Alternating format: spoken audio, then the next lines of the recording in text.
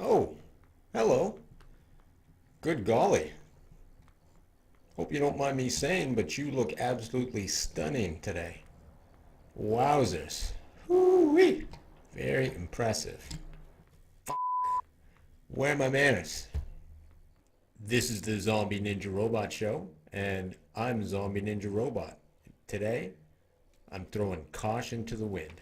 Flipping the bird to oppressive social convention, jumping way over the taboo line. And just to be clear, when I land, my feet will be on the super juicy taboo side, not on the boring regular side. At all.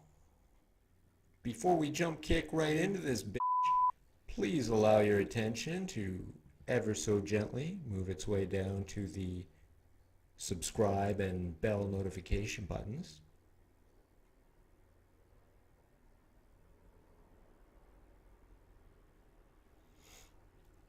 Great.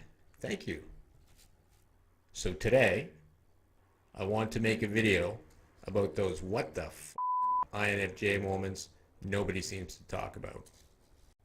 Sure, you might be thinking, hey, zombie moron alien, I'm pretty sure everything INFJ has been thoroughly covered already. Why don't you just scram? Beat it. You suck. Then I'd say, okay, maybe. It's possible you're right. The alien bit stings a little, but if I scram now in my own video, right after I jump over the taboo line, this video is just gonna suck even worse. You can't have that. No, we're doing it. I want to talk about our INFJ superpower. Introverted intuition. Not in the normal, here's what it is way. Pretty sure you know that already. And in the off chance that you don't, INFJ is just a type of personality. As soon as I'm done flapping my gums, you can check out my INFJ favorites playlist if you want to learn more. So let's start. I spent the first 30 years of my life with absolutely no bloody clue that I was an INFJ.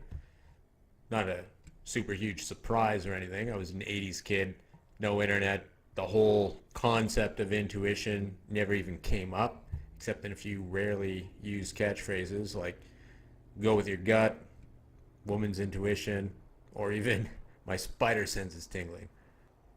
It bordered on fictional nonsense, really.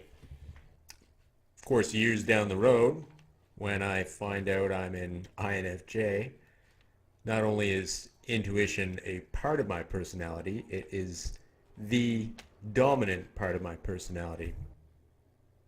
At the start, I fought the idea that intuition was my lead function, but not for very long. Light bulb after light bulb started turning on in my mind, and before I knew it, it all made perfect sense. What seemed ridiculous at first became undeniably true. It's crazy. And the light bulb you came here for today highlighted the superpowers. You know what I'm talking about.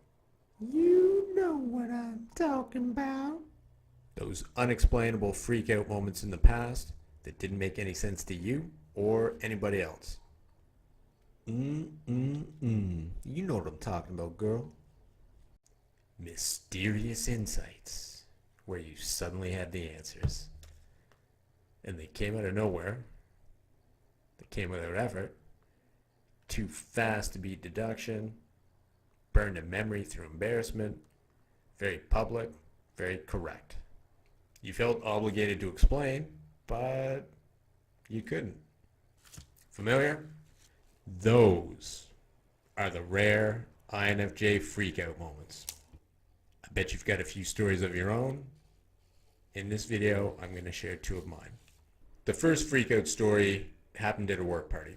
The kind of party INFJs don't really want to go to. But when your closest work friends are hosting, you feel that extra obligation to attend. You know what I'm saying. None of these people were among my best friends or anything, but all of them were at least friendly acquaintances. My career at the time was a highly specialized one, so I was surrounded by a lot of very smart people. So that's always cool. Cool beans. Sadly, though, it was a big old sausage party. If you're not familiar with the term, by that I mean 80% of the crowd presumably had some sort of penis in their trousers. One of those parties.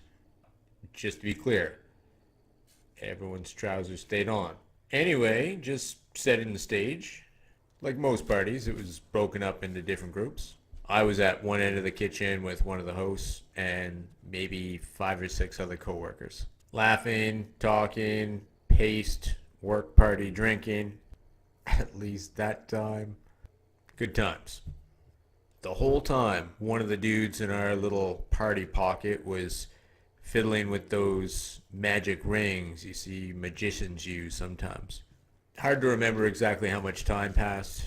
20 minutes, 30 minutes, who knows. It was a while. But at a certain point, I just get this urge to take a shot at the rings.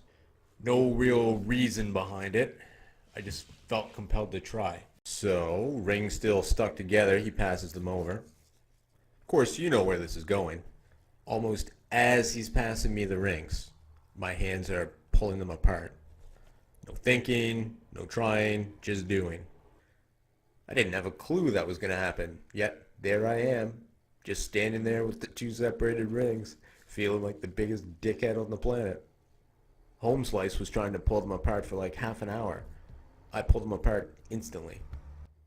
All their eyes on me suddenly, but I'm just as stunned as they are, probably more confused, bright red with embarrassment. Don't honestly remember much beyond that point, really. Probably just some ball busting and then back to the party chit-chat. But that moment's always stuck with me. Yes, partly because it was humiliating, but also because it never made any sense. Not until I learned that I was an INFJ. Oh, and just for the record, if you gave me those same magic rings again today, I can pretty much guarantee there's no way I'd be able to pull them apart again. What's up with that, y'all? Now, INFJ what the f moment number 2 starts in a very similar way. Another house party. I know, right? What are the odds? Kinda makes you think, though. Anyway, the ding-dong to hoo-hoo ratio was much better. Pretty even, I'd say. So, not a sausage fest. A summer evening party, about an hour's drive out of the city, close to where I grew up, way out in the boonies. Way out in the boonies. I only vaguely knew the host, but 2 or 3 of my best buds were going, and they kind of said I should too.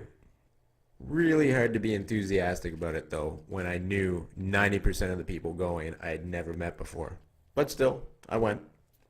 Maybe a few of you INFJs out there can relate. Because in a setting like this, the evening basically starts out with me following my buddies around like we're attached at the hip. Then get introduced a few times, get a drink in me, get comfortable, make some people laugh. Oh, just so you introverts know, get comfortable actually means going from tightly clenched butt cheeks to less tightly clenched butt cheeks. Never really comfortable. Anyway, mingle, mingle, mingle. Later on, one of my buddies splinters off into the living room with 6 or 7 other people to play a board game called Balderdash. It was a family classic in my house as a kid, so I joined in. I know. What in tarnation is Balderdash? Well, basically, it's a bluffing game where most of the time players try to make up convincing bullshit definitions for really obscure words that nobody's ever heard of. The more people you can fool, the better you do. Here, like this. I'll throw up a few words. You guess which definition is real and which definition is complete and utter horseshit. Ready? First one. Callipygian.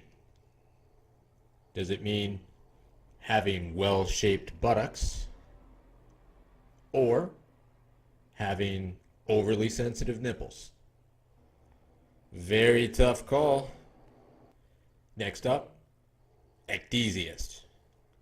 Does it mean a ladder for little people or a striptease performer? Who comes up with this stuff?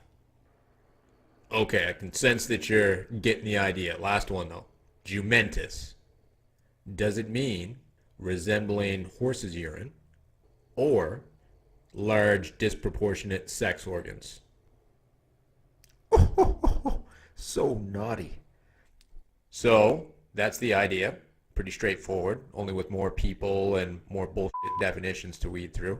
I'll tell you what, I'll post the answers to these at the very end of the video, but let's keep rolling with the story. Now, for whatever reason, we decided that we were going to play with some modified rules. So, all you Balderdash police out there, zip it. Relax. It's a party out in the middle of bumfuck nowhere. We were just trying to have some fun.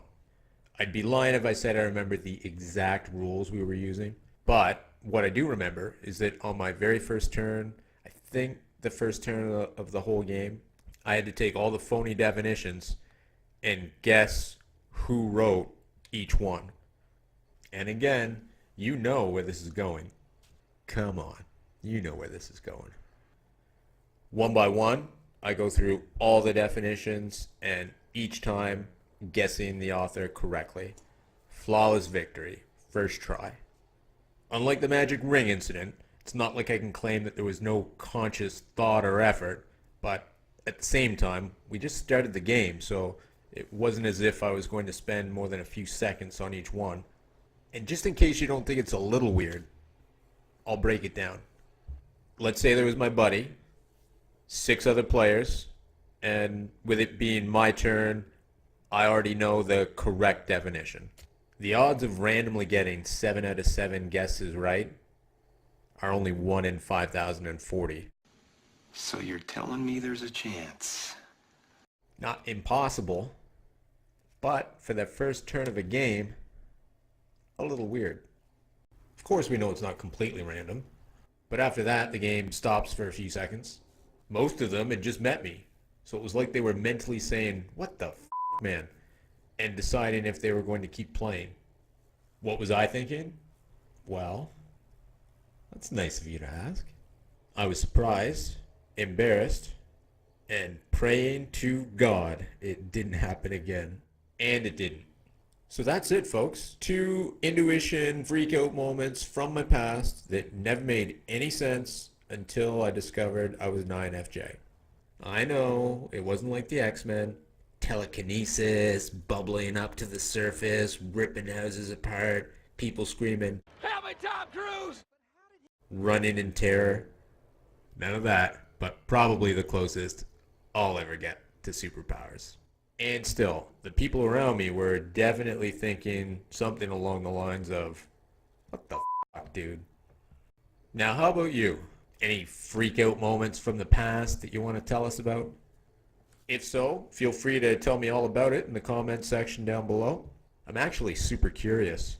Maybe I'm way off, but I sort of think the later in life you discover you're an INFJ, the easier it is to have stories like these burned into your memory. But who knows? All right, gang. Thanks so much for tuning in. I really appreciate it. Give this video a like if you liked it. Subscribe if you haven't already. And until next time, remember, unless you know everything, anything is possible.